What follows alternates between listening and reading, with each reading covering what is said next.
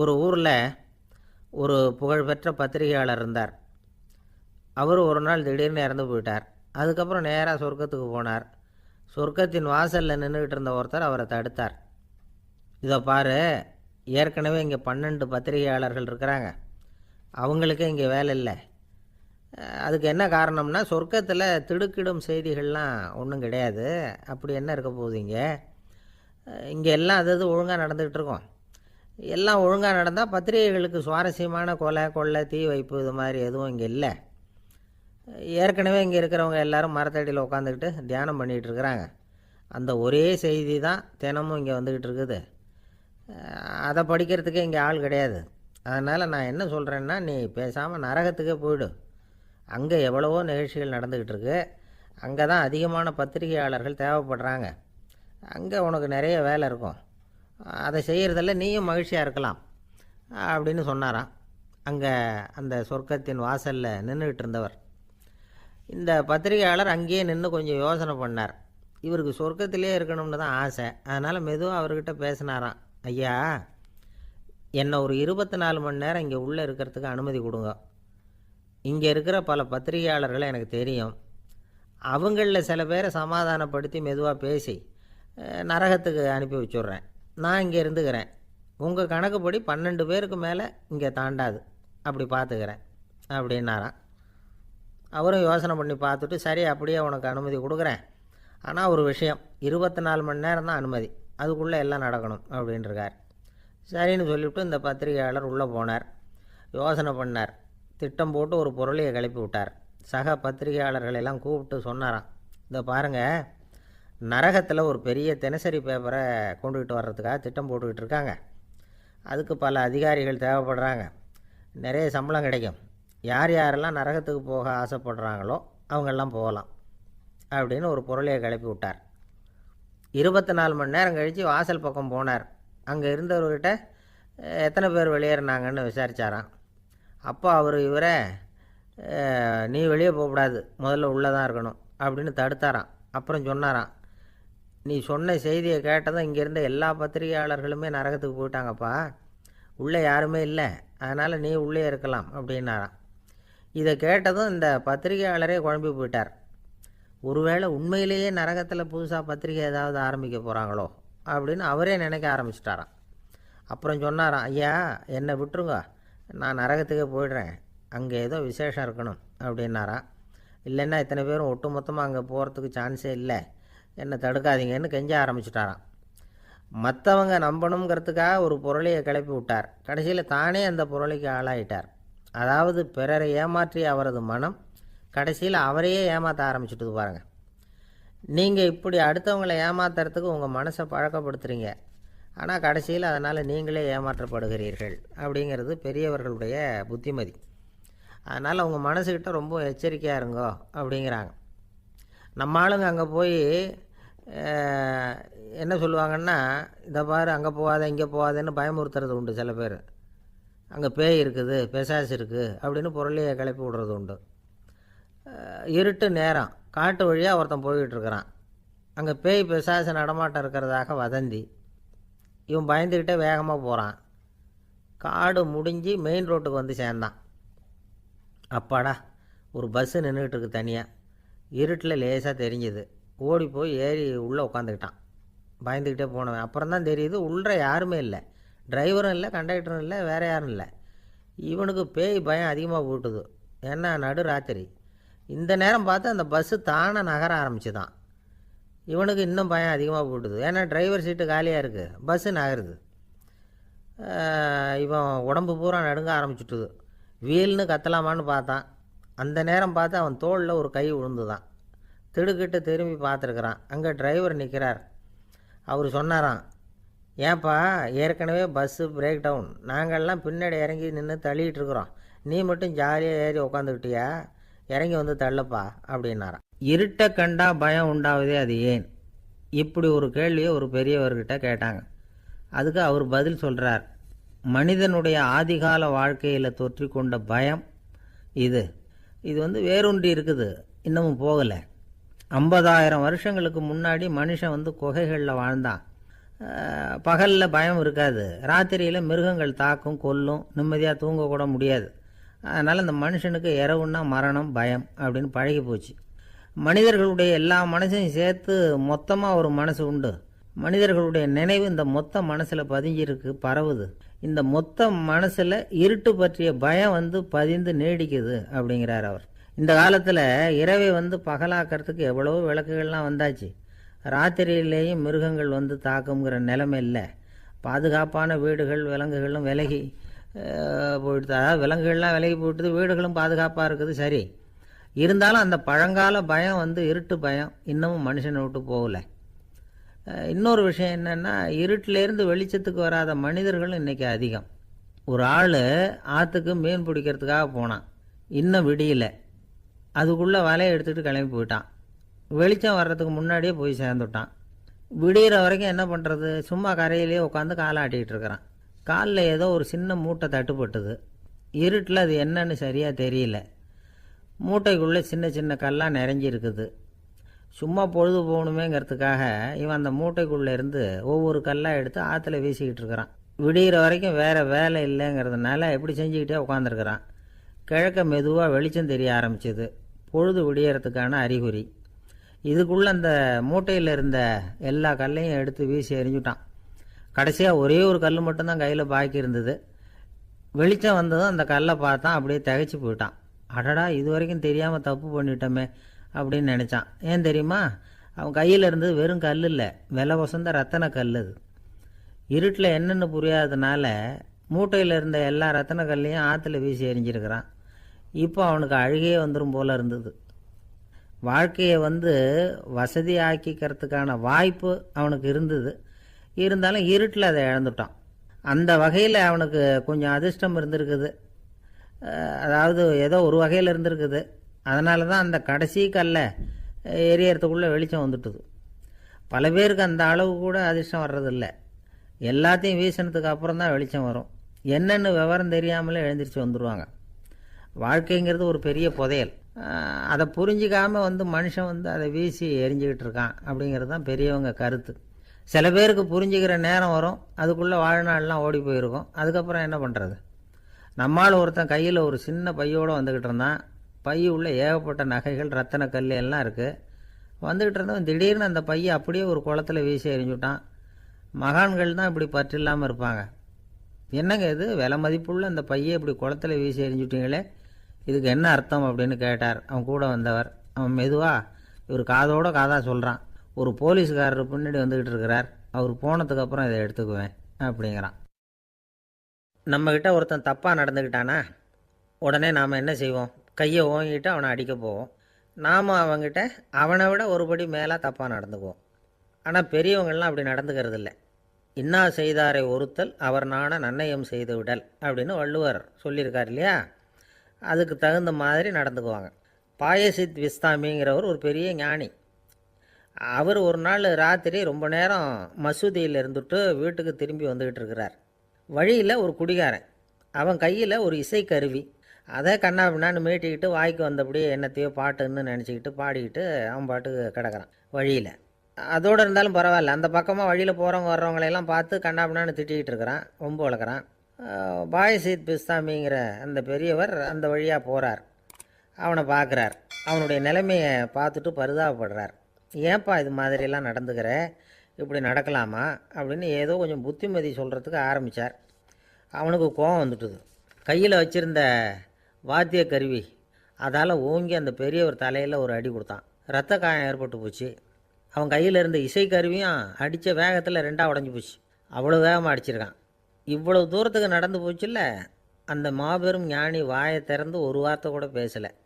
பேசாமல் தலையை பிடிச்சிக்கிட்டு அவர் பாட்டுக்கு போயிட்டார். மறுநாள் அந்த பெரியவர் என்ன பண்ணார் தெரியுமா? கொஞ்சம் இனிப்பு பண்டங்கள், கொஞ்சம் பணம், இது ரெண்டையும் ஒரு ஆள் மூலமாக அனுப்பி வச்சார் அந்த குடிகாரனுக்கு. அவனுக்கு ஒன்றும் புரியல. என்ன விவரம்னு விசாரித்தான். வந்த ஆள் ஒரு கடுதாசியை நீட்டினான். அதில் விவரம் இருந்தது.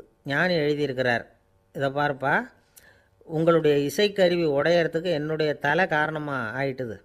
அதுக்காக நான் ரொம்ப வருத்தப்படுறேன். அதுக்காக தான் பணம் அனுப்பி வச்சுருக்கேன். வேறு புதுசாக ஒரு இசைக்கருவி வாங்கிக்கோ. அப்புறம் இன்னொரு விஷயம், நேற்றுக்கு ராத்திரி என்கிட்ட ஏகப்பட்ட கசப்பான வார்த்தைகளை வந்து பேசினேன். இதோடு அனுப்பியிருக்கிற இனிப்பு பண்டங்களை சாப்பிட்டு உன்னுடைய நாவில் உள்ள கசப்பை மாற்றிக்கும் அப்படின்னு அதில் எழுதப்பட்டிருந்தது. இந்த சமயத்தில் அவன் வந்து குடி மயக்கத்தில் இல்லை, தெளிஞ்சு போயிருந்த நேரம் இது.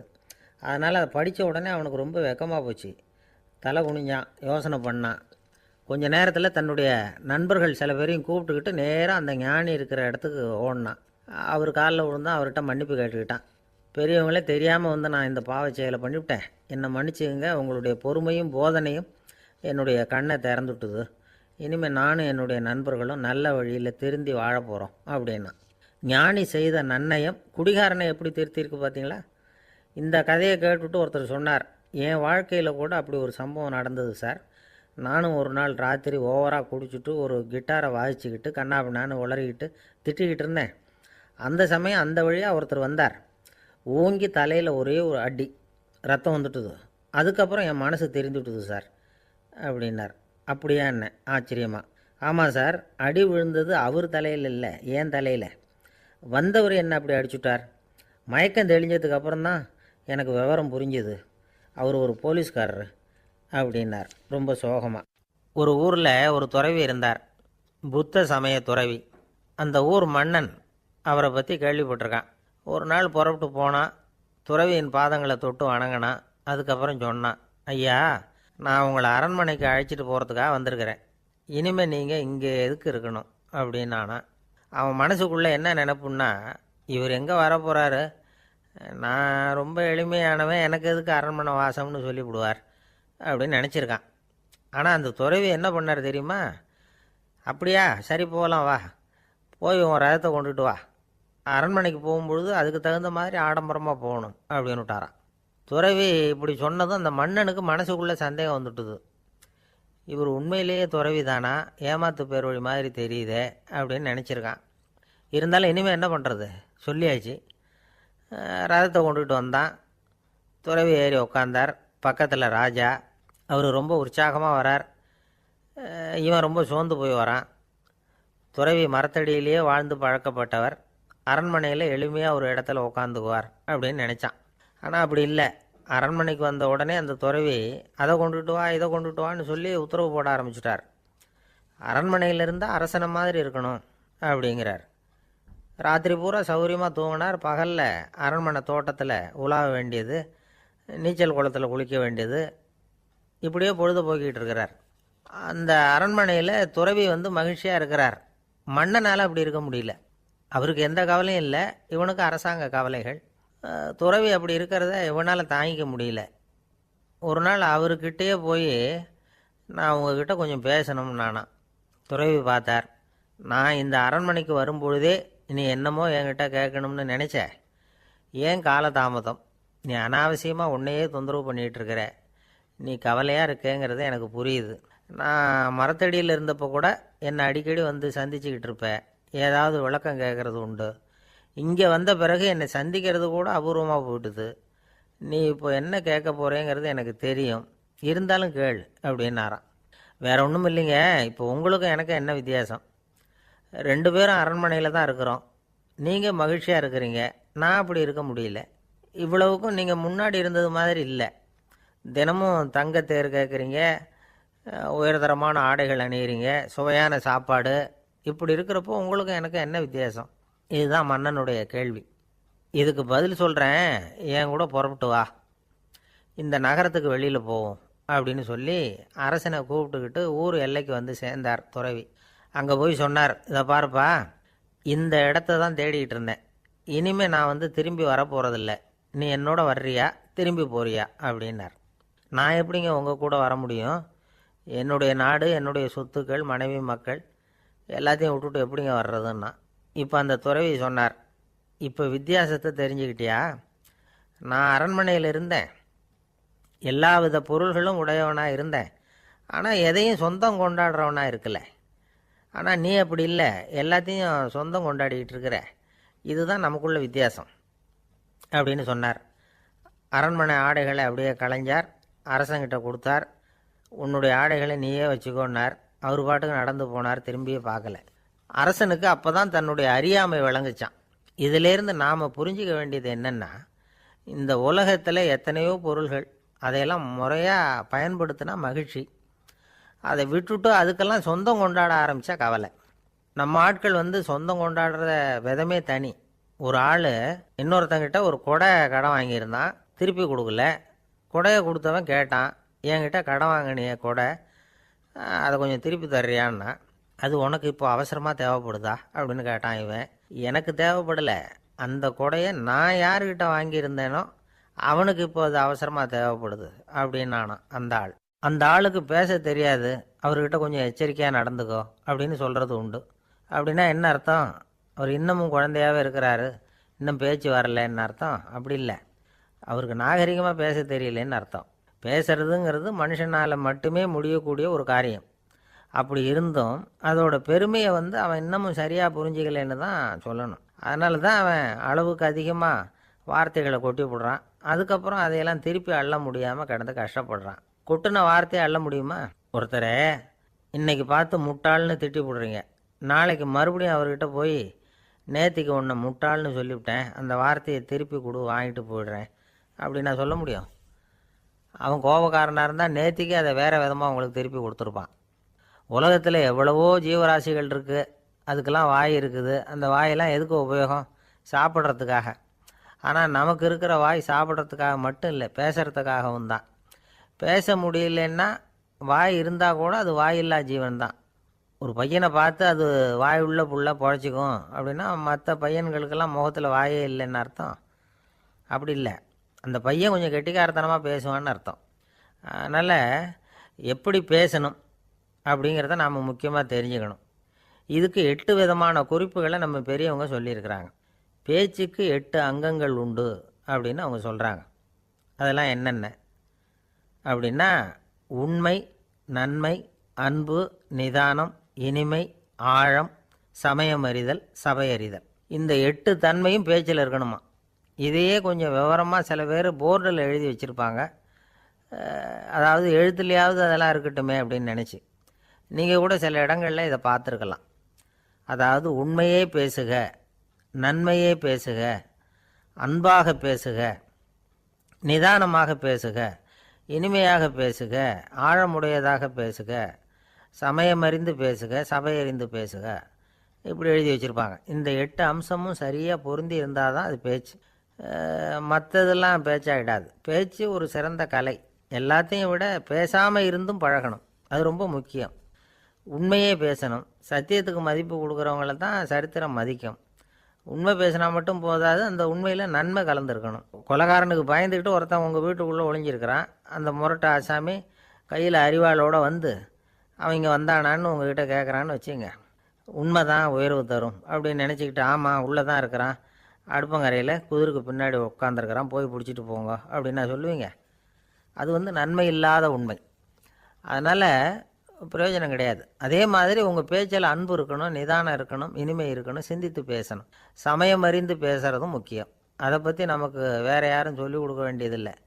எந்த நேரத்தில் யாருக்கிட்ட எப்படி பேசினா காரியம் நடக்கும் அப்படிங்கிறது நமக்கு நல்லா தெரியும். அது கைவந்த கலை. அவையறிந்து பேசுகிற திறமை பேச்சாளர்களுக்கு ரொம்ப அவசியம். அது இல்லைன்னா நிலைமை பரிதாபமாயிடும். ஒரு பேச்சாளர் ரொம்ப மும்முரமாக பேசிக்கிட்டே இருந்தாராம். ரொம்ப நேரம் நிறுத்தவே இல்லை, பேசிக்கிட்டே இருக்கிறார். சபையில் இருந்தவங்கெல்லாம் ஒவ்வொருத்தராக எழுந்திரிச்சு போய்கிட்டே இருக்கிறாங்க. கடைசியில் 2 பேர் தான் அக்கறையாக பேசுகிறவரை கவனிச்சிக்கிட்டு உட்காந்துருந்தாங்களாம்.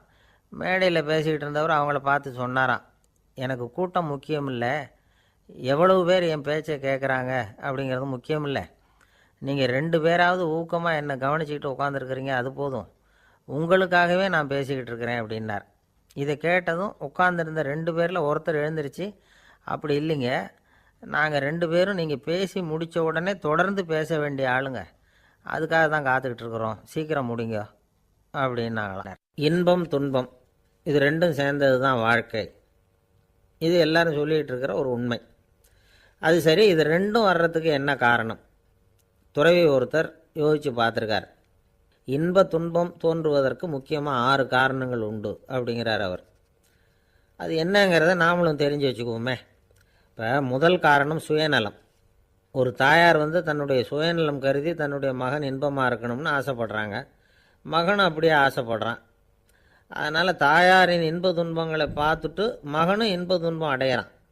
அந்த அம்மாவுக்கும் அதே நிலைமை தான். ரெண்டாவது காரணம் உறவு. நான் துறவியான பிறகு கூட உறவுங்கிற காரணத்தினால தான் தாயாருடைய சுக துக்கங்களை கண்டு நானும் சுக துக்கம் அடைகிறேன். என் தாயாருடைய நிலைமையும் இதுதான் அப்படிங்கிறார் ஒரு துறவி. மூணாவது காரணம் என்னென்னா அறிமுகம். எனக்கு அறிமுகமான ஒருத்தரை ரயில் நிலையத்தில் சந்திக்கிறேன். அவர் தன்னுடைய பணப்பையை எங்கேயோ தொலைச்சி விட்டு வருத்தப்பட்டுக்கிட்டு இருக்கிறார். நானும் வருத்தப்படுறேன்.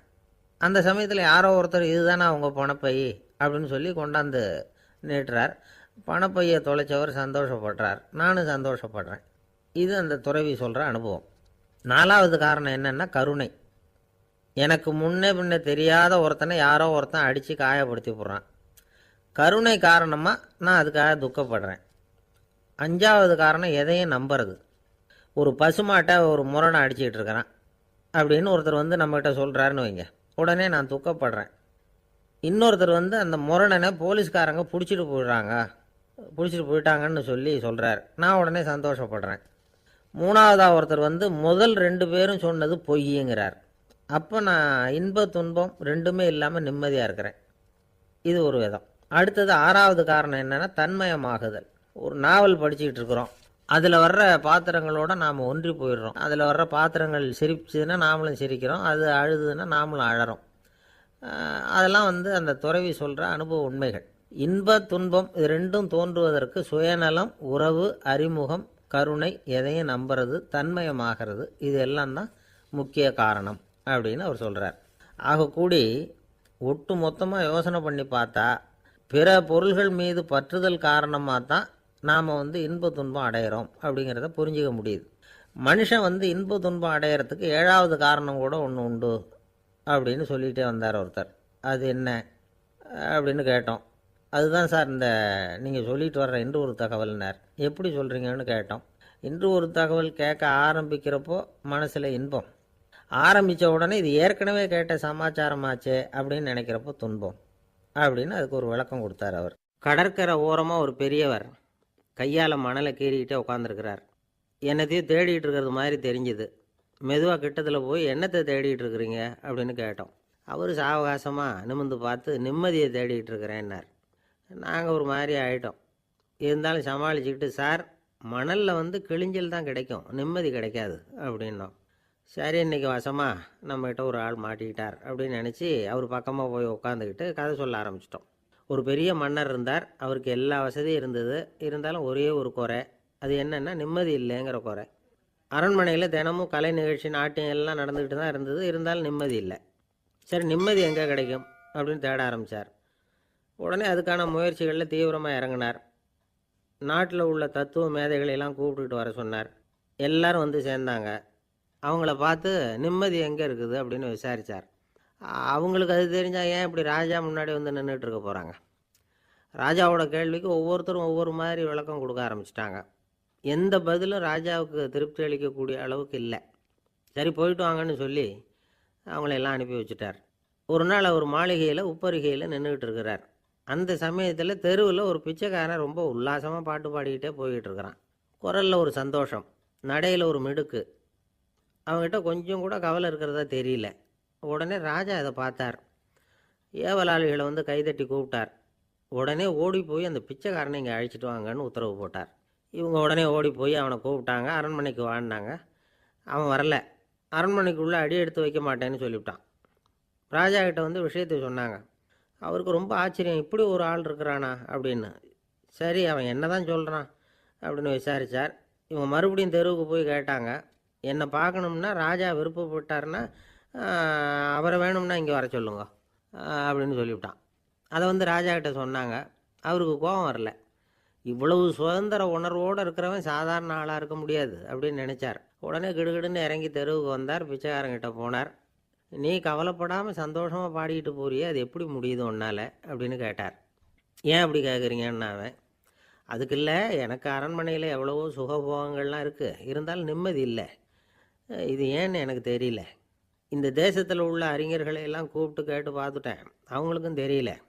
உன்னை கேட்டால் தெரியும்னு நினச்சேன், அதனால தான் சந்திக்கிறதுக்கு ஆசைப்பட்டேன். ஆனால் நீ வரமாட்டேன்னு விட்டியே அப்படின்னார். பிச்சைக்காரன் கடகடன்னு சிரிக்க ஆரம்பிச்சிட்டான். மகிழ்ச்சிக்கும் உங்களுக்கும் தடையாக இருக்கிறது இந்த மாளிகை தான். இதை விட்டுட்டு வெளியில் வந்துட்டால் நிம்மதி தேடிட்டு வந்துடும்னா. நான் அரசன், எனக்குன்னு கடமைகள் இருக்குது, அதையெல்லாம் விட்டுட்டு எப்படி வர முடியும்னார் ராஜா. ரெண்டும் ஒரே நேரத்தில் கிடைக்கணுங்கிறது முடியாத காரியம். உங்கள் சுகபோகத்துக்கு விலையாக தான் உங்கள் நிம்மதியை கொடுத்துக்கிட்டு இருக்கிறீங்க. என்ன பாருங்க, என்கிட்ட எதுவும் இல்லை, அதனால் எதுவும் போயிடுமோங்கிற பயமும் இல்லை, நிம்மதியாக இருக்கிறேன் அப்படின்னா அவன். ராஜா உடனே சந்தோஷப்பட்டு தன்னுடைய மேலங்கியை எடுத்து அவனுக்கு பரிசாக கொடுத்தாரான். அவன் சிரிச்சுக்கிட்டே அதை வாங்க மாட்டேன்னு விட்டானான். இதை நீங்கள் எனக்கு கொடுக்கறதுனால எந்த பயனும் இல்லை, அதே நேரத்தில் அதை வாங்கிக்கிட்டேன்னா அடுத்த வினாடியிலேருந்து அதை எப்படி காப்பாற்றுறதுங்கிற கவலை எனக்கு வந்து சேர்ந்துடும், அப்புறம் தூக்கம் வராது, நிம்மதி போயிடும் அப்படின்னானா. சொல்லிவிட்டு அவன் பாட்டுக்கு சந்தோஷமாக பாடிக்கிட்டே போயிட்டான். நிம்மதி எங்கே இருக்குங்கிறதையும் ராஜா தெரிஞ்சுக்கிட்டார். அந்த இடத்துக்கு தன்னால் போக முடியாதுங்கிறதையும் அவர் புரிஞ்சுக்கிட்டார். இப்படி இந்த கதையை அந்த கடற்கரையில் மணலை கீறிக்கிட்டே உட்காந்துருந்தார அந்த பெரியவர்கிட்ட சொல்லி முடித்தோம். அவர் முகத்தில் ஒரு தெளிவு தெரிஞ்சுது. எங்களை நிமிர்ந்து பார்த்தார். ரொம்ப நன்றிங்க, இப்போ எனக்கு தெரிஞ்சு போச்சு, நிம்மதி வேணும்னா அதுக்கு என்ன பண்ணணும்னு இப்போ நல்லா புரிஞ்சுக்கிட்டேன் அப்படின்னார். என்ன புரிஞ்சுக்கிட்டீங்கன்னு கேட்டோம். இனிமேல் இந்த பக்கம் வந்தால் உங்கள் கண்ணில் படாத இடமா பார்த்து உட்காரணும்னு புரிஞ்சுக்கிட்டேன் அப்படின்னார். இன்றைக்கு பல பேர் உயில் எழுதி வைக்கிறாங்கல்ல. இந்த உயில்னா என்ன? அதாவது ஒரு நபர் தனக்கு பின்னாடி தன்னுடைய சொத்துக்கள் யாருக்கு போய் சேரணும்னு நினைக்கிறாரோ அந்த நினைப்பை சட்டப்படி உறுதிப்படுத்துறது தான் உயில். சரி, உயிலை யார் எழுதலாம்? 18 வயசு பூர்த்தியான யாரும் உயில் மூலமாக சொத்துக்களை விநியோகிக்கலாம். கண் பார்வை இல்லாதவங்க, காது கேளாதவங்க, வாய் பேச முடியாதவங்க, இவங்கெல்லாம் கூட உயில் எழுதி வைக்கலாம். புத்தி சுவாதீனம் இல்லாதவங்க கூட சில சமயம் புத்தி தெளிவாக இருந்தால் உயில் எழுதலாமா. குடிபோதையில் இருக்கிறவங்க, தாங்கள் என்ன செய்கிறோங்கிறது தெளிவாக அறிய முடியாதவங்க, நோய் நொடியில் இருக்கிறவங்க, இவங்கெல்லாம் உயில் எழுத முடியாது. ஒருத்தரை நிர்பந்தப்படுத்தி ஏமாற்றி அல்லது சுய நினைவில்லாத ஒருத்தர்கிட்ட எழுதி வாங்கி வைக்கிற உயில் செல்லாது. உயிலை இந்த முறையில் தான், இந்த படிவத்தில் தான் எழுதணும்னு சட்டத்தில் விதி எதுவும் கிடையாது. இதுக்கு முத்திரை கட்டணமும் கிடையாது. உயிலை வெற்று காகிதத்தில் எழுதலாம். அச்சடிக்கணும், டைப் அடிக்கணுங்கிற அவசியம் கூட இல்லை. கையாலேயே கூட எழுதலாம். எழுதி இருக்கிறது புரியணும், அவ்வளவுதான்.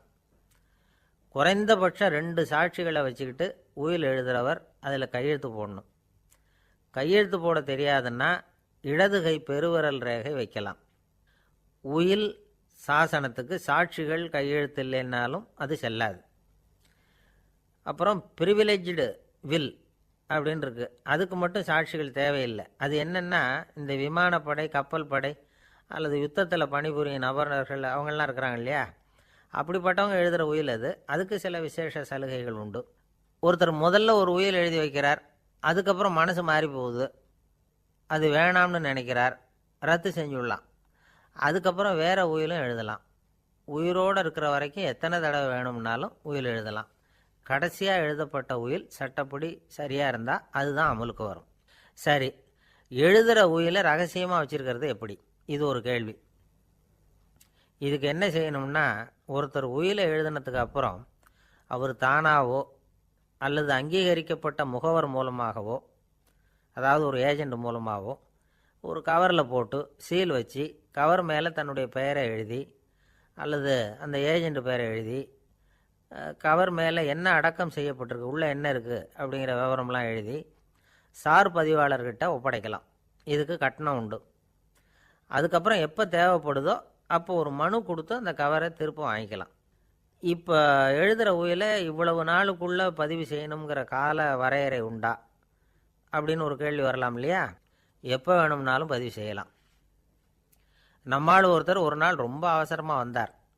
இந்த உயில் எழுதுறது சம்பந்தமாக பூரா விவரமாக எனக்கு உடனே தெரியணும்னார். நான் உடனே அவரை வக்கீல் ஒருத்தர்கிட்ட அழைச்சிட்டு போனேன். இவர் அவர்கிட்ட எல்லா விவரமும் கேட்டு தெரிஞ்சுக்கிட்டார்.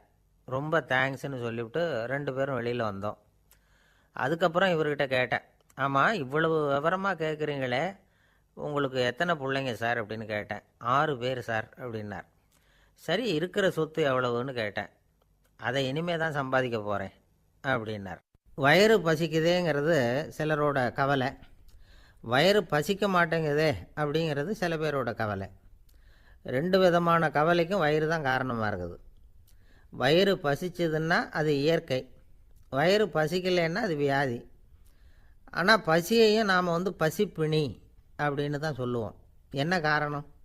வியாதியை போக்க வேண்டியது எவ்வளவு முக்கியமோ அதை விட முக்கியம் பசியை போக்க வேண்டியது. ஒரு சமுதாயத்தில் பசிப்பிணியே இருக்கக்கூடாது. அதுதான் நல்ல சமுதாயம். பசியை போக்கணும்னா சாப்பாடு போடணும், பசியின்மையை போக்கணும்னா வைத்தியம்தான் பண்ணணும்.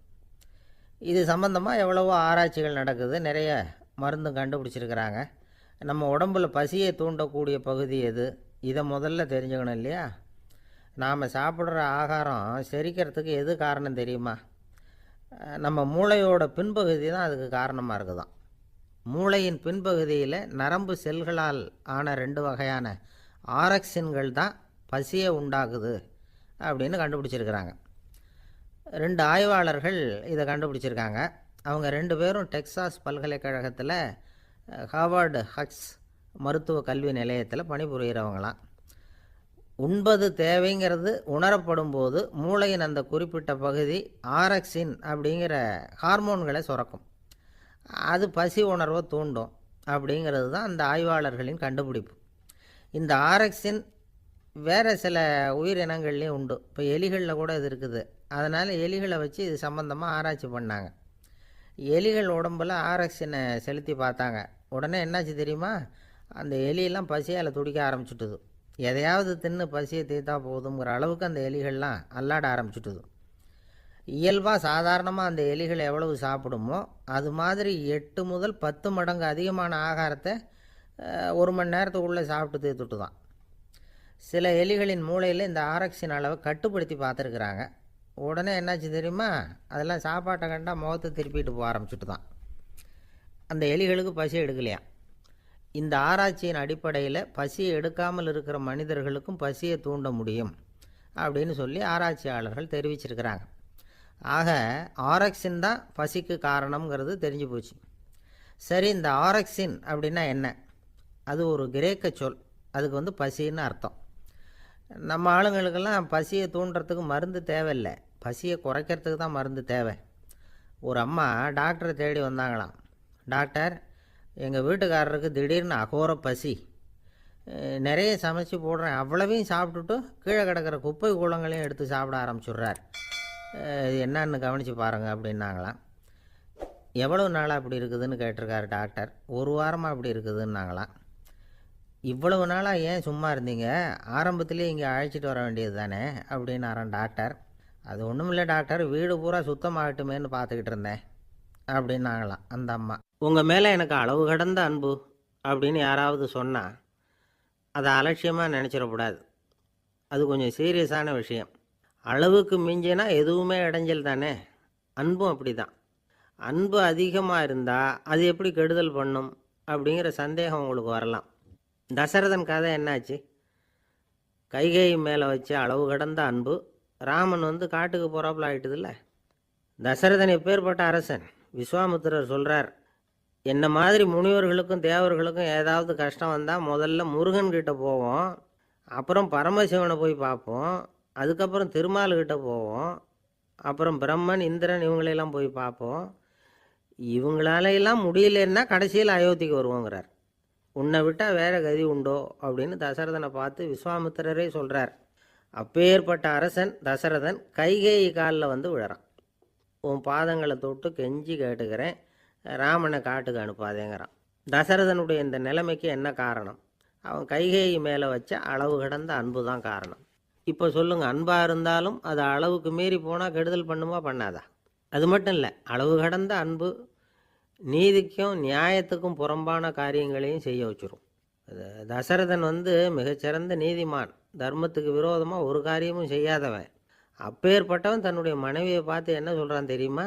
உனக்காக நான் என்ன செய்யணும்னு சொல்லி செய்கிறேன், ஒரு குற்றமும் செய்யாத ஒருத்தனை கொல்லணுமா கொல்கிறேன், மரண தண்டனை விதிக்கப்பட்ட ஒருத்தனை விடுதலை செய்ய சொல்கிறியா செய்கிறேன், எந்த பிச்சைக்காரனையாவது கோடீஸ்வரனாக சொல்கிறியா ஆக்குறேன், அல்லது கோடீஸ்வரனை பிச்சைக்காரன் ஆக்கணுமா ஆக்குறேன் அப்படிங்கிறான்.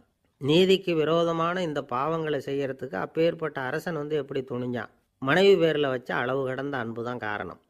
திரிசூலம், வஜ்ராயுதம், வாள் இதுகளால் தாக்கப்பட்டால் கூட அதையெல்லாம் கொஞ்சம் கூட லட்சியம் பண்ணாத ஒருத்தன் காமதேவனுடைய மலர் அம்புகள் தாக்குனா அதை அவனால் தாக்கு பிடிக்க முடியல, விழுந்துடுறான். காமதேவனுக்கு உள்ள மகிமையே அதுதாங்கிறார் துளசிதாசர்.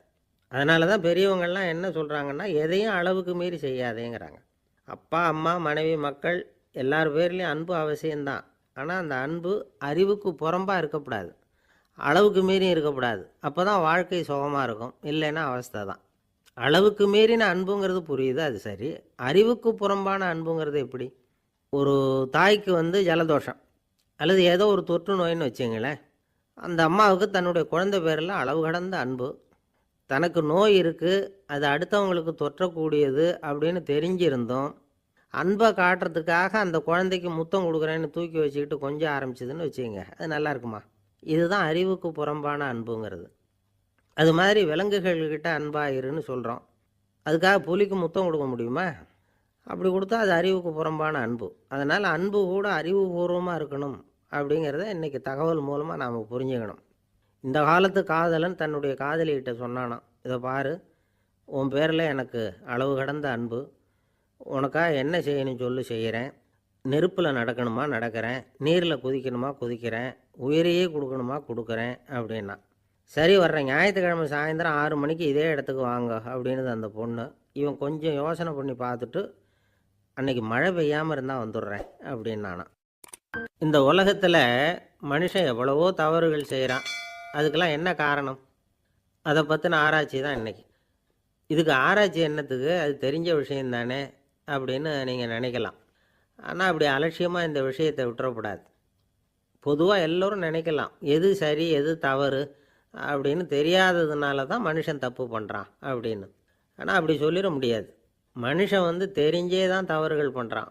இப்போ உதாரணத்துக்கு, ஒரு சாலையில் இடது பக்கம் போக வேண்டிய ஒருத்தர் நடுக்கோட்டை தாண்டி வலது பக்கமாக வண்டியை ஓட்டிகிட்டு போகிறாருன்னு வச்சுக்கோங்க.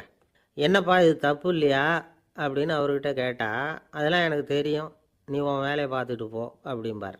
வலது பக்கமாக போகிறது தப்புன்னு தெரிஞ்சே தான் அவர் அப்படி செய்கிறார், அப்படி போகிறார். பெரிய உத்தியோகத்தில் இருக்கிறவங்க கூட லஞ்சம் வாங்குறாங்க. அவங்களுக்கெல்லாம் லஞ்சம் வாங்குறது தப்புன்னு தெரியலன்னு அர்த்தம்? திருடுறது தப்புன்னு தெரியாமலாம் மனுஷன் திருடுறான்? நல்லாவே தெரியும். நீங்கள் வேணும்னா கேட்டு பாருங்கள், வேறு வழி இல்லை அதனால தான் திருடுறேன்பா. திருடுறது ஒரு புண்ணியமான காரியம்னு திருடனே கூட சொல்ல மாட்டான்.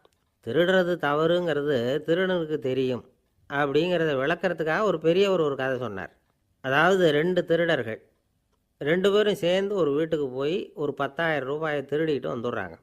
ஒரு காட்டு வழியாக வந்துக்கிட்டு இருக்கிறாங்க. இன்னும் விடியல. 2 பேருக்கும் தூக்கம் கண்ணை சுற்றுது. சரி, இப்படியே ஒரு மரத்தடியில் படுத்து தூங்குவோம், காலையில் விடிஞ்சதும் இந்த பணத்தை 2 பேரும் பங்கு போட்டுக்குவோம் அப்படின்னு முடிவு பண்ணுறாங்க. அதே மாதிரி படுத்து தூங்குறாங்க. நடு ராத்திரியில் ஒரு திருடன் முழிச்சிக்கிறான். விடிகிற வரைக்கும் காத்துக்கிட்டு இருந்தால் 5,000 ரூபா தான் கிடைக்கும், இப்போவே கம்பி நீட்டினா 10,000 ரூபா கிடைக்கும் அப்படின்னு யோசித்து பார்த்துட்டு ஒரு முடிவுக்கு வந்தான். மெதுவாக அந்த 10,000த்தையும் சுருட்டிக்கிட்டு அடுத்தவனுக்கு தெரியாமல் ஓடி போயிட்டான். விடியுது. அடுத்தவன் எழுந்திரிச்சு பார்க்குறான். பணத்தையும் காணலை, பாகஸ்தனையும் காணலை. இந்த திருடன் அந்த திருடனை திட்டுறான், திருட்டு பய, அயோக்கிய பய, இப்படி அநியாயமாக கிளப்பிட்டு போட்டானே அப்படிங்கிறான். இதிலேருந்து என்ன தெரியுது? தெரியாமல் எடுத்துக்கிட்டு போகிறது திருட்டு, அயோக்கியத்தனம், அநியாயம் அப்படிங்கிறது இவனுக்கு தெரிஞ்சிருக்குது. அதனால தான் அடுத்தவனை பார்த்து இப்படி திட்டுறான். அதனால் தெரியாததுனால மனுஷன் தவறு பண்ணுறான்னு சொல்கிறது சரியில்லை. அப்படின்னா மனுஷன் பண்ணுற தவறுகளுக்கு உண்மையான காரணம் தான் என்ன? இதே சந்தேகம் அர்ஜுனனுக்கும் வந்துதான். அதனால தான் அவன் பகவானை பார்த்து கேட்குறான், மனுஷன் தன் விருப்பத்துக்கு விரோதமாக ஏதோ ஒரு சக்தியினால் பலாத்காரமாக இழுக்கப்பட்டது மாதிரி பாவம் பண்ணுறானே, அந்த சக்தி என்ன அப்படின்னு கேட்குறான். இதுக்கு பகவான் பதில் சொல்கிறார், காமமும் குரோதமும் தான் அந்த சக்திகள், அதாவது ஆசையும் சினமும். இது 2ம் உன்னுடைய எதிரிகள் அப்படிங்கிறத புரிஞ்சுக்கோ அப்படிங்கிறார். இன்னமும் நுணுக்கமாக பார்த்தா காமத்தினுடைய மறு உருவங்கள் தான் குரோதமும் லோபமும். ஆசை நிறைவேறலைன்னா குரோதம், அதாவது கோபம். ஆசை நிறைவேறிட்டதுன்னா லோபம், அதாவது பேராசை. பாவத்தை கண்ட்ரோல் பண்ணணும்னா அதுக்கு மெயின் சுவிட்சு எது அப்படிங்கிறது இப்போ தான் தெரியுது. அதுக்கு மனுஷன் தெரிஞ்சே தான் தவறு பண்ணுறான் அப்படின்னு பேசிக்கிட்டோமே. அதுக்கு ஒரு உதாரணம். ஒரு ஆள் ஹோட்டலில் சாப்பிட போனான். சாப்பிட்டு முடித்தான். எழுந்திரிச்சு முதலாளிகிட்ட பில்லை கொடுத்தான். காசை கொடுக்கல. முதலாளி பணம் கொடுன்னு கேட்டார். இவன் என்கிட்ட பணம் இல்லைன்னா. முதலாளி கொஞ்சம் கூட அலட்டிக்கல. உள்ளே இருந்து ஒரு ஆளை கூப்பிட்டார். இவனை கூப்பிட்டுட்டு போய் இட்லி மாவு ஆட்ட சொல்லுன்னார். இவனும் கவலைப்படாமல் உள்ளே போயிட்டான். அப்போது அழைச்சிட்டு போகிற ஆள் கேட்குறான், ஏன் சார் சாப்பிட்றதுக்கு முன்னாடி காசு இல்லைங்கிறது உங்களுக்கு தெரியாதா அப்படின்னு கேட்குறான். தெரியும், காசு இல்லைங்கிறதும் தெரியும், காசு இல்லாமல் சாப்பிட்டா மாவாட்டணுங்கிறதும் தெரியும் அப்படின்னா அந்த ஆள். அப்படின்னா நீங்கள் உங்கள் வீட்லேயே சாப்பிட்ருக்கலாமே அப்படின்னு கேட்குறான் அவன். அதுக்கு இவர் சொல்கிறாரு, அது எப்படி, அங்கே சாப்பிட்டாலும் நான் இதே வேலையை தானே செய்ய வேண்டியிருக்கும் அப்படின்னாரான். நம்மளை மாதிரி ஒரு ஆசாமி அவன் நம்மளை மாதிரியே கற்பனை பண்ணான். அதாவது நாம் தான் இந்த உலகத்தில் ரொம்பவும் கஷ்டப்படுறோம், மற்றவங்கள்லாம் சந்தோஷமாக இருக்கிறாங்க அப்படின்னு அவன் நினச்சிக்கிட்டான். அவன் ஒரு நாள் கடவுளை வேண்டிக்கிட்டானான், சுவாமி இந்த உலகத்தில் எவ்வளவோ பேர் இருக்கிறாங்க, ஒவ்வொருத்தருக்கும் ஒவ்வொரு விதமான கஷ்டம் இருக்கலாம், ஒத்துக்கிறேன், இருந்தாலும் எனக்கு அது கொஞ்சம் அதிகமாக இருக்கிறது மாதிரி தெரியுது. அதனால் நீங்கள் எனக்காக ஒரு சின்ன உதவி செஞ்சால் போதும். அது வேறு ஒன்றும் இல்லை, என்கிட்ட இருக்கிற துயரங்களை இன்னொருத்தர் யாருக்கிட்டையாவது கொடுத்துருங்க, அவர்கிட்ட இருக்கிற துயரங்களை என்கிட்ட மாற்றி கொடுத்துருங்க, ஒரு மியூச்சுவல் ட்ரான்ஸ்ஃபர், அவ்வளவுதான், அப்படி பண்ணிவிட்டா போதும் அப்படின்னு வேண்டிக்கிட்டானான். அன்னைக்கு ராத்திரியே அவன் ஒரு கனவு கண்டிருக்கான். வானத்திலேருந்து ஒரு குரல் கேட்டிருக்கு. அது என்ன சொல்லிச்சு தெரியுமா?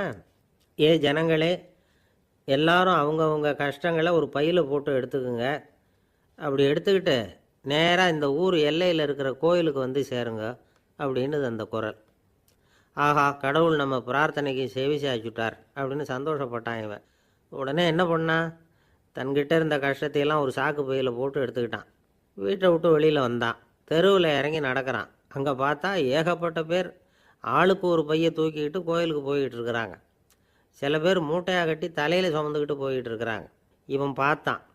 இவனுக்கு ரொம்ப ஆச்சரியமாக இருந்தது. ஏன்னா எல்லாரும் வச்சிருக்கிற பை இவன் பையை விட பெருசாக இருந்தது. இவன் பை தான் இருக்கிறதுலே கொஞ்சம் சின்னதாக தெரிஞ்சுது. இப்போ அவன் மறுபடியும் சாமியை வேண்டிக்கிட்டான், கடவுளே இப்போ உள்ள சூழ்நிலையை கவனித்தா என்கிட்ட இருக்கிற பையே பரவாயில்லன்னு தோணுது, அதனால் வேற பை எதையும் மாற்ற வேணாம், இதுவே பரவாயில்ல, இந்த பையோடு திரும்பி வீட்டுக்கு போனால் போதும்னு நினைக்கிறேன் அப்படின்னு எதோ நினைக்க ஆரம்பிச்சுட்டான் அவன்.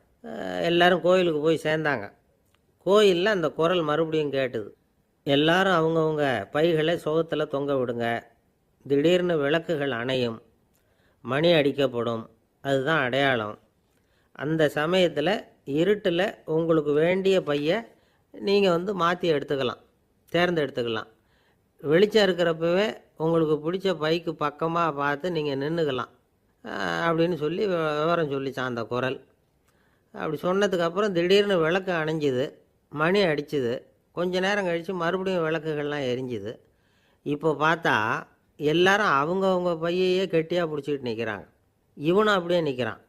இவன் மெதுவாக பக்கத்தில் நிற்கிறவங்ககிட்ட கேட்டானா, ஏன் நீங்கள் பையை கையிலேயே வச்சுருக்கிறீங்க, செவுத்தில் மாட்டலையா அப்படின்னு கேட்டிருக்கான். இல்லைப்பா, நீ ஏன் கையிலேயே வச்சுருக்கிறியோ அதே காரணத்துக்காக தான் நாங்களும் வச்சுருக்குறோம். நம்ம கவலைகளை பற்றி நமக்கு ஓரளவுக்காவது தெரியும், ஆனால் மற்றவங்க கவலைகள் நமக்கு பரிச்சயம் இல்லாதவை, பழக்கம் இல்லாதது. அதனால் நமக்கு தெரிஞ்ச கவலைகளை சமாளிக்கிறது சுலபம். தெரியாததை சமாளிக்கணும்னா மறுபடியும் ஆரம்பத்திலேருந்து ஆரம்பிக்கணும். அதனால் பழைய நண்பர்களோடு வாழறது தான் மேல் அப்படின்னு நானான். அதுக்கப்புறம் அவன் தன்னோட பையே போதும்னு வீட்டுக்கு திரும்பி வந்துட்டானான். இது ஒரு பெரியவர் சொல்லியிருக்கிற கதை. அதனால் நம்மக்கிட்ட இருக்கிற கஷ்டங்கள் தான் பெருசு, அதை இன்னொருத்தங்கிட்ட கொடுத்துட்டு மாற்றிக்கலாம் அப்படின்னு நினைக்கிறது தப்பு. இதே மாதிரி இன்னொரு சம்பவம். ஒரு ஊரில் ஒரு நாள் ராத்திரி ஆகாயத்திலேருந்து கடவுள் குரல் கேட்குது. இந்த ஊரில் இருக்கிற ஜனங்கள்லாம் கொஞ்சம் கவனிங்க, உங்களுக்கு ஒரு செய்தி. அதாவது இங்கே இருக்கிற ஜனங்கள்லேயே கொஞ்சம் கூட கவலையே இல்லாத ஆள் யாருன்னு எனக்கு தெரியணும். அதனால் எல்லாரும் அவங்கவுங்க கவலைகளை ஒரு பையில் போட்டு எடுத்துக்கிட்டு கோயிலுக்கு வாங்க அப்படின்னார் கடவுள். உடனே வரிசையாக எல்லாரும் வர ஆரம்பித்தாங்க. எல்லார் கையிலையும் பை இருந்தது, சின்னதும் பெருசுமா. கவலையே இல்லாத ஆள் யாருன்னு தேடினார் கடவுள். ஒரே ஒரு ஆள் மட்டும் கையில் எதுவும் இல்லாமல் வெறும் கையை வீசிக்கிட்டு ரொம்ப ஜாலியாக நடந்து வந்துக்கிட்டு இருந்தான். கடவுள் அவங்ககிட்ட போனார். ஏன்ப்பா உனக்கு கவலையே இல்லையா அப்படின்னு கேட்டார். எனக்கும் சில கவலைகள்லாம் உண்டு அப்படின்னு அவன். எங்கே அதெல்லாம்னு கேட்டிருக்கார் கடவுள். பின்னாடி லாரியில் வந்துக்கிட்டு இருக்கு அப்படின்னு அவன். சங்கீத வித்வான்களில் பல வகை உண்டு. சில குறிப்பிட்ட ராகங்களை பாடுறதில் அவங்களுக்கு பெருமை வர்றது உண்டு. ஆனால் ஒருத்தர் இருந்தார், அவரால் ஒரு ராகத்துக்கே பெருமை வந்தது. அந்த ராகத்தை அவர் வாசித்து கேட்கணும் அப்படின்னு சொல்லுவாங்க. அது என்ன ராகம்னா தோடி ராகம். சரி, அந்த வித்வான் யாருன்னா அவர் தான் திருவாவடுதுறை ராஜரத்னம் பிள்ளை. பேராசிரியர் கல்கி ஒரு சமயம் தம்முடைய பத்திரிகையில் எழுதினாராம். அதை அப்படியே படிக்கிறேன் கேளுங்களேன். ஆகா, ஸ்ரீ ராஜரத்னம் பிள்ளையின் தோடி ஆலாபனையை முதலில் கேட்டபோது அவருடைய கற்பனையை விட்டு தள்ளுங்கள். நம்முடைய மனதில் என்னென்ன இன்பமயமான கற்பனைகள் எல்லாம் உதித்தன. குழந்தை தாயிடம் கொஞ்சம் குரலை கேட்டோம், அன்னை குழந்தையிடம் கொஞ்சம் குரலை கேட்டோம், ரதியும் மன்மதனும் பேசிக்கொண்ட காதல் மொழிகளை கேட்டோம், முருகன் சிவபெருமான் செவிகுளிர மொழிந்த உபதேசத்தை கேட்டோம், கலைமகள் கவிஞனுக்கு அருளிய ஆசி மொழிகளை கேட்டோம், நாரத முனிவருடைய தம்பூரா சுருதியை கேட்டோம், ராவணன் தன் எலும்பை ஒடித்து வீணையாகச் செய்து வாசித்த கானத்தை கேட்டோம், கானப்பறவைகளின் கலகல ஒலியை கேட்டோம், கோலக் குயில்களின் குரல் இனிமையை கேட்டோம். இப்படிலாம் பேராசிரியர் கல்கி விமர்சனம் எழுதியிருக்கிறார் திருவாவடுதுறை ராஜரத்னம் பிள்ளை அவர்களுடைய வாசிப்பை கேட்டுட்டு. டிஎன் ராஜரத்னம் பிள்ளை இறந்து போனார். அப்போது கவிஞர் கண்ணதாசன் எழுதினார், செவியனில் ஓடி எங்கள் சிந்தையில் ஓடி இந்த புவியெல்லாம் ஓடி நின்பார் பொங்கிய தோடி வேறெங்கு எவரிடம் போகும் ஐய இனி அதை காப்பார் யாவர் அவிந்தனின் சடலத்தோடே அவிந்தது தோடிதானும் அப்படின்னு எழுதினாராம். அந்த அளவுக்கு அவருடைய தோடியை ரசித்தவர்கள் உண்டு. அதே மாதிரி தோடின்னா என்னன்னு தெரியாமலே அவரை ரசித்தவங்களும் அந்த காலத்தில் உண்டு. அதாவது ஒரு பெரிய சபையில் இவர் வாதிச்சுக்கிட்டு இருக்கிறார். பாதியில் ஒரு பெரிய மனுஷன் உள்ளே வந்தார். அவர் உடம்புல பட்டு வேஷ்டி, ஜருகை, அங்கவஸ்திரம், வாயில் வெத்தலை, வாசனை புகையில, காதில் வைரக்கடுக்கன், கழுத்தில் தங்க சங்கிலி, கை விரல் பூரா மோதிரம், கையில் ஒரு வெள்ளி வெத்தலை புட்டி, உதவிக்கு 2 பேர் பக்கத்தில். இவ்வளவு பந்தாவோடு வரார் கச்சேரி கேட்குறதுக்கு. இப்படி வந்தவர் முதல் வரிசையில் உட்காந்தார். வித்வான் வாசித்து முடித்ததும் இவர் அவரை பார்த்து, ஐயா, நீங்கள் தோடி வாசிக்கிறதுல ரொம்ப கெட்டிக்காரர்னு கேள்விப்பட்டிருக்கேன், அதை கேட்குறதுக்காக தான் மெனக்கிட்டு வந்திருக்கிறேன், அதை வாசிங்களேன் அப்படின்னாராம் இந்த பெரியவர். ராஜரத்னம் பிள்ளைக்கு ஒன்றும் புரியல. ஏன்னா இது வரைக்கும் அவர் வாசிச்சுக்கிட்டு இருந்ததே அந்த தோடி ராகத்தை தான். அதை வாசித்து முடித்ததும் அதை வாசிங்களேன்னு இவர் கேட்குறார். அப்படின்னா இவரோட ஞானம் எப்படிப்பட்டது? இவ்வளவும் கேட்டுவிட்டு இப்படி கேட்குறாரே அப்படின்னு அவர் யோசிச்சிருக்கிறார் ராஜரத்னம் பிள்ளை. உடனே என்ன பண்ணார் தெரியுமா? பக்கத்தில் ரொம்ப சாதுவாக சுருதி போட்டுக்கிட்டு இருந்த ஒரு முதுகில் ஓங்கி ஒரு குத்து விட்டாராம். அவருக்கு ஒன்றும் புரியல, எதுக்கு நம்மளை அடிக்கிறார் இவர், நம்மளை குத்துறாரு வித்வான்னு. அவர் அதிர்ச்சியால் இவர் நிமிர்ந்து பார்த்துருக்கார். அப்போ ராஜரத்னம் பிள்ளை சொன்னாராம், ஏய்யா ஐயா பெரிய மனுஷன், என்னுடைய பரம ரசிகர், தோடி ராகம் கேட்கணுங்கிறதுக்காக இவ்வளோ தூரம் வந்திருக்கிறார், வரிசையில் உட்காந்துருக்கார். நீ இந்த சமயம் பார்த்து தோடி ராகம் வாசிக்கிற நாதஸ்வரத்தை வீட்டில் வச்சுட்டு வந்துட்டியே, இப்போ ஐயாவுக்காக அந்த ராகத்தை நான் எப்படி வாசிக்கிறது அப்படின்னு சொல்லிவிட்டு மறுபடியும் முதுகில் ஒரு அடி கொடுத்தாராம். அடி வாங்கினவருக்கே சிரிப்பு அடக்க முடியலையா. ஒரு மனுஷனை பார்த்து என்கிட்ட வாலாட்டாதே அப்படின்னு சொன்னால் அவன் நம்மக்கிட்ட ஏதோ வம்புக்கு வர்றான்னு அர்த்தம். ஒரு நாயை பார்த்து யாரும் என்கிட்ட வாலாட்டாதே அப்படின்னு சொல்கிறது இல்லை. ஏன்னா நாய் வாலாட்டுனா அது நம்மக்கிட்ட தன்னுடைய நன்றியை தெரிவிக்கிறதாக நினச்சிக்கிட்டு இருக்கிறோம். ஆனால் அது அப்படி இல்லை அப்படின்னு சொல்கிறாங்க அது சம்பந்தமான நிபுணர்கள். ஒரு நாய் தன்னுடைய வாலை இந்த பக்கமும் அந்த பக்கமுமா இப்படியும் அப்படியும் ஆட்டிக்கிட்டு இருந்தா அது பதட்டத்தில் கூட இருக்கலாம். நாய் நட்பாக இருந்தாலும் வாலாட்டும், ஆத்திரத்தில் இருந்தாலும் வாலாட்டும், கோபத்தில் இருந்தாலும் வாலாட்டும், குழப்பத்தில் இருந்தாலும் வாலாட்டும், மகிழ்ச்சியாக இருந்தால் கூட அது வாலாட்டும். அதை நாம் தப்பாக புரிஞ்சுக்கிட்டு அதுக்கிட்ட போய் மாட்டிக்கக்கூடாது. நாயை பற்றி எனக்கு நல்லா தெரியும் அப்படின்னு சொல்கிறவங்க கூட அதுக்கிட்ட கடி வாங்கிட்டு நிற்கிறது உண்டு. நிபுணர்கள் என்ன சொல்கிறாங்க தெரியுமா? எப்போவுமே நாய்கள் திடீர்னு கடிச்சு விடுறதில்ல, கடிக்கிறதுக்கு முன்னாடி சில அறிகுறிகளை காட்டும். அதை சரியாக புரிஞ்சுக்கிட்டோம்னா தப்பிச்சிக்கலாம்.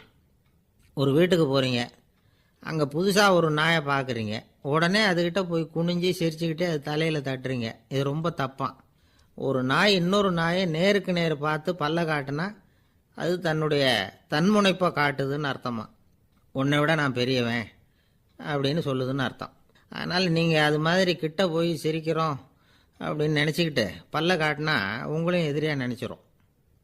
இன்னொரு விஷயம் என்னென்னா, தலையில் தட்டுனா நாய்க்கு பிடிக்காது. அது தன்னை அடக்கிறதாகவும் அச்சுறுத்துறதாகவும் நினச்சிக்கிட்டு இருக்கும்.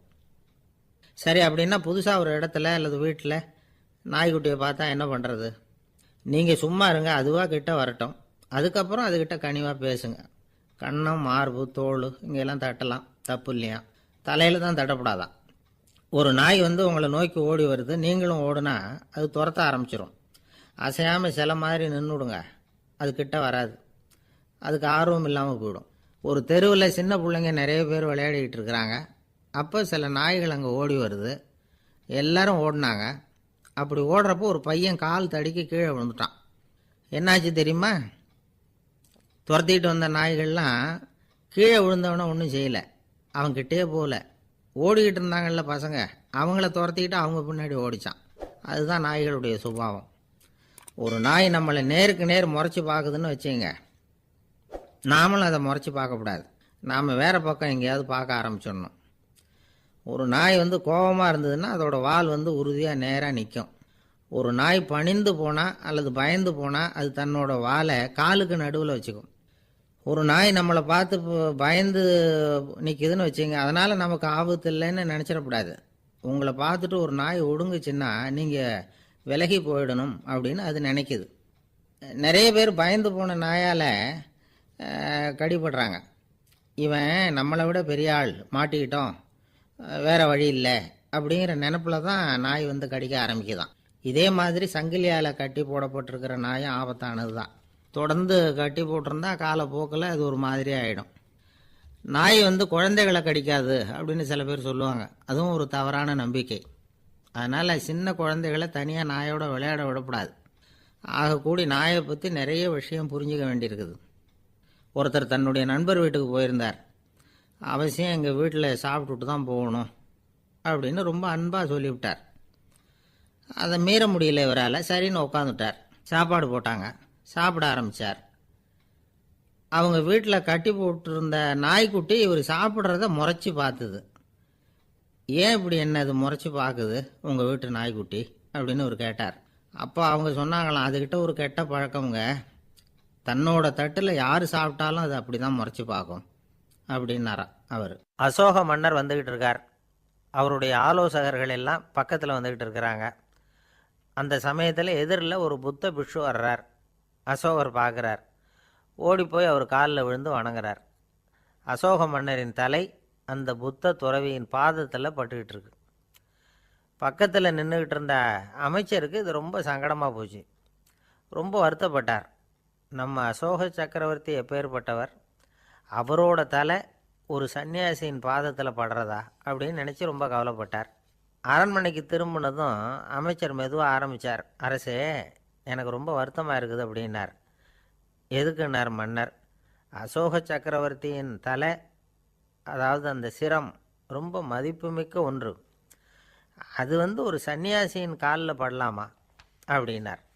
அசோகர் பதில் சொல்லலை, சிரித்தார், போயிட்டார். அதுக்கப்புறம் ஒரு சரியான சந்தர்ப்பத்துக்காக காத்துக்கிட்டு இருந்தார். ஒரு நாள் அமைச்சரை கூப்பிட்டார். எனக்கு 3 தலைகள் வேணும் அப்படின்னார். சொல்லுங்க, கொண்டுகிட்டு வரேன் அப்படின்னார் அமைச்சர். அசோகர் சொன்னார், முதல்ல எனக்கு தேவையானது ஒரு ஆட்டின் தலை, 2வது ஒரு புலியின் தலை, 3வது ஒரு மனிதனின் தலை. இதுதான் அசோகர் கேட்டது. எங்கே இருந்தாலும் கொண்டு வாங்கன்னார். அமைச்சர் புறப்பட்டார். ஆட்டுத்தலை, புலித்தலை கிடச்சிட்டுது. அப்புறமா ஒரு சுடுகாட்டுக்கு போய் ஒரு மனித தலையும் சேகரம் பண்ணிட்டு ராஜாக்கிட்ட வந்துட்டார். அரசே, உங்கள் ஆணைப்படி 3 தலைகளையும் கொண்டு வந்திருக்கிறேன்னார். அசோகர் பார்த்தார். ரொம்ப நல்லது, இப்போ இது 3ஐயும் எடுத்துக்கிட்டு போய் சந்தையில் விற்றுட்டு வாங்க அப்படின்னார். அமைச்சர் அதுகளை எடுத்துக்கிட்டு சந்தைக்கு போனார். முதல்ல ஆட்டுத்தலை நல்ல விலைக்கு விற்று போச்சு. நல்ல விலை கொடுத்து வாங்கிட்டு போட்டாங்க. அடுத்தபடியாக புலி தலையை ஒருத்தர் வாங்கிட்டார். அதை பாடம் பண்ணி வீட்டில் மாட்டி வைக்கலாமே அப்படின்னு நினச்சி அதையும் வாங்கிட்டு போட்டார். மனித தலையை மட்டும் வாங்கிறதுக்கு யாரும் முன் வரலை. எல்லாரும் அதை பார்த்துட்டு விலகி போக ஆரம்பித்தாங்க. அமைச்சர் திரும்பி வந்தார். அரசே, இந்த தலையை மட்டும் யாரும் வாங்க மாட்டேங்கிறாங்க அப்படின்னார். சரி, பரவாயில்ல, இதை வந்து இலவசமாகவே இனாமாவே யாருக்கிட்டையாவது கொடுத்துட்டு வந்துடுங்க அப்படின்னார். அமைச்சர் மறுபடியும் சந்தைக்கு போனார். இதை இலவசமாக தரேன், இதை வாங்கிக்கோங்க அப்படின்னார். அப்பவும் அதை யாரும் வாங்கிக்கிறதுக்கு தயாராக இல்லை. மறுபடியும் திரும்பி வந்து மன்னர்கிட்ட விவரத்தை சொன்னார். இப்போ மன்னர் சொல்கிறார், அமைச்சரே, உயிர் இருக்கிற வரைக்கும் தான் இந்த தலைக்கு மதிப்பு. ஜீவன் போனதுக்கப்புறம் அதோட மதிப்பும் போயிடுது. அதனால் மதிப்பு இருக்கும் பொழுதே பெரியவர்கள் பாதம் பணிந்து அந்த புனிதத்தை பெற்றுக்கொள்ளணும் அப்படின்னார். பணிவுங்கிறது வேறு, அடிமைத்தனம்ங்கிறது வேறு. பெரியவர்களை பணிவது நமக்கு பெருமை தரக்கூடிய விஷயம். இதை மனசில் வச்சுக்கிட்டு எப்போ காலில் விழணும், எப்போ காலில் விழக்கூடாது அப்படிங்கிறத முடிவு பண்ணிக்கணும். ஒரு சாதாரண ஆள் நடந்து வந்துக்கிட்டு இருந்தார். எதிரில் வந்த ஒரு பெரிய மனுஷன் ஓடி போய் அவர் காலில் விழுந்து தன்னுடைய தலையை அவர் பாதத்தில் கொண்டு போய் வச்சார். கொஞ்ச நேரம் கழித்து எழுந்திரிச்சு வந்துட்டார். வந்த பிறகு இவரை கேட்டேன், ஏன் திடீர்னு ஓடி போய் அந்த ஆள் காலில் விழுந்தீங்க,